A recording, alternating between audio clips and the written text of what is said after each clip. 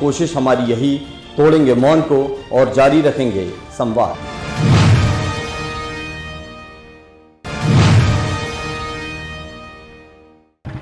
आज पंडित मदन मोहन मालवीय वार्ड के अंतर्गत 8 नल चौकी के पास नाले का क्षतिग्रस्त होने के कारण, जिससे पानी ना निकले, गंदा पानी ना निकल पाता, इसके कारण नगर निगम से की टीम आके इसकी साफ़ सफाई कर रहे हैं। और इसके पूर्व में भरतीपुर के अंदर नले से लगा हुआ जो बस्तियों पे पानी का जल भंग हो जाता, भर जाता है, इसका निराकरण आज तक नहीं हुआ है। हम शासन से यही चाहते हैं कि इसका जल्दी से जल्दी इसका निराकरण हो। क्या दिक्कत है? चौकी है, उससे कोई समस्या, छोटा बस नाला चौड़ा हो जाए, यही चाहते हैं, बाकी चौकी से कोई। एक नया निर्देश है ना जारी हुआ है कि उनका किसी को भी नाम नहीं है या पात्र हो गए हैं, वो लोकसभा केंद्र के माध्यम से आवेदन कर सकते हैं। उसके बाद वो जांच होगी, जांच है ना 2 लेवल पे होगी, पटवारी के माध्यम से होगी। किसी का भी ज़मीन है ना ज़्यादा है तो उनको नहीं होगी। और सेकंड, ग्रामीण क्षेत्र में पीसीओ और एडीओ इवन रोजगार सहायक सचिव के माध्यम से होगी। और हमारी शहरी क्षेत्र में हमारी है ना वार्ड है ना प्रभारी है, उनके माध्यम से होगी। उसका हम लोग ने डिटेल रिव्यू किए हैं। हमारी रेवेन्यू डिपार्टमेंट को एक भू आवासीय न प्रमाण अधिकार योजना है, उसके लेकर हम लोग ने सभी एसडीएम तहसीलदार को डायरेक्शन किए हैं, वो जल्दी उसका जांच करके करें। धारणा अधिकार है हमारी शहरी क्षेत्र में है, हमारे पास 10,000 के ऊपर है ना एप्लीकेशंस पेंडिंग है, उसको जल्दी निराकरण करने के लिए निर्देश दिए हैं।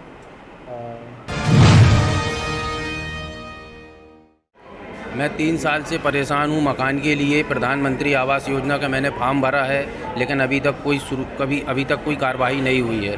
कलेक्टर साहब के साइन है जी। क्यों नहीं मिल रहा मकान? सर इसलिए नहीं दे रहे हैं क्योंकि मेरे पास पैसा नहीं है। हम गरीब गली परेशान हैं, भटक रहे हैं 3 साल से।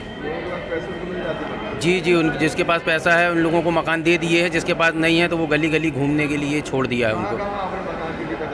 मैंने सर जो नगर निगम है अपने जो यहाँ पे मैंने पता किया है जी। मकान आवंटित नहीं हो रहा? नहीं हो रहा मेरे को। मैं 3 साल से परेशान हूँ, बस चक्कर लगा रहा हूँ कलेक्ट्रेट के। अभी दीक्षितपुरा में रहता हूँ मैं, किराए के मकान में।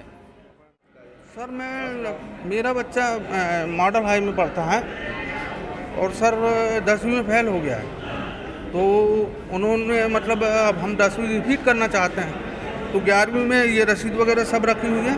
11वीं में उनने एडमिशन कर दिया। मैं सोच रहा हूँ कि भाई 10वीं में एडमिशन हो, 10वीं पास नहीं होगा, 11वीं में कैसे आप ले लिया आपने बच्चे को? अगर आप बोल रहे 10वीं दोबारा करवा तो क्या बोलते हैं वो? सर बोलते हैं हम टीसी दे देंगे, हम 10वीं रिपीट नहीं कर।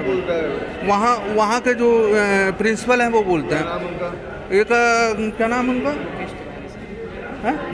एक मुकेश तिवारी सर हैं और एक वो मैडम है, उनका क्या, गुप्ता मैडम।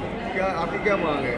हमारी मांग यह है कि 10वीं हम वहाँ रिपीट करना चाहते हैं। मैं असहाय गरीब आदमी हूँ, मैं मजदूरी करता हूँ, अनुसूचित जाति का प्रार्थी हूँ और मेरे पास शिक्षा के लिए पैसा वहन करने के लिए मैं दूसरी जगह नहीं पढ़ाना चाहता हूँ, मैं उसी स्कूल में रिपीट करवाना चाहता हूँ। बच्चे क्या नाम है? मैं यहाँ पे इसलिए हूँ, हमारे विकलांग बल के साथी जो हैं इनका घुटने का ऑपरेशन के लिए बोला गया है। आर्थिक मदद के लिए कलेक्टर साहब से मिलने आए हैं। हम चाहते हैं कि इनकी मदद की जाए, जिससे कि पूरी मदद हो सके, इनका ट्रीटमेंट हो सके और हम विकलांगों को किसी भी उपेक्षा की दृष्टि से ना देखा जाए। हम लोग की कृपया मदद कीजिए। मैं उत्तम राव। मेडिकल के डॉक्टर पास गए, क्या बोले उन्होंने? मेडिकल वालों ने बोला है कि ऑपरेशन कराने के लिए, लेकिन वहाँ इनको थोड़ा असुविधा होगी क्योंकि इनका कोई नहीं है, इनकी फैमिली में इनका कोई नहीं है, ये अकेले हैं। तो इसके कारण हम थोड़ा चाहते हैं कि थोड़ी दूसरी जगह ऑपरेशन हो जाए, मेट्रो हॉस्पिटल में या दूसरे हॉस्पिटल में, जिनकी इसके ऑपरेशन के बाद इनकी थोड़ी देखभाल हो सके। मैं APN स्कूल का स्टूडेंट हूँ, मेरा नाम कांतिका है। मेरे एक न्यू फिज़िक्स टीचर रहेंगे जो क्लास लेने अभी आए थे, तो हमारी ऐसी नॉर्मल क्लास लगी थी। उस टाइम पे हम सब बैठे हुए थे और काफ़ी स्टूडेंट्स क्लास पे नहीं थे। मेरी जो फ्रेंड थी अंजलि, वो चिंगम खा रही थी, तो सर बोलते कैसी बेशरम लड़की है कि, और उसको 4 डस्टर मार दिया।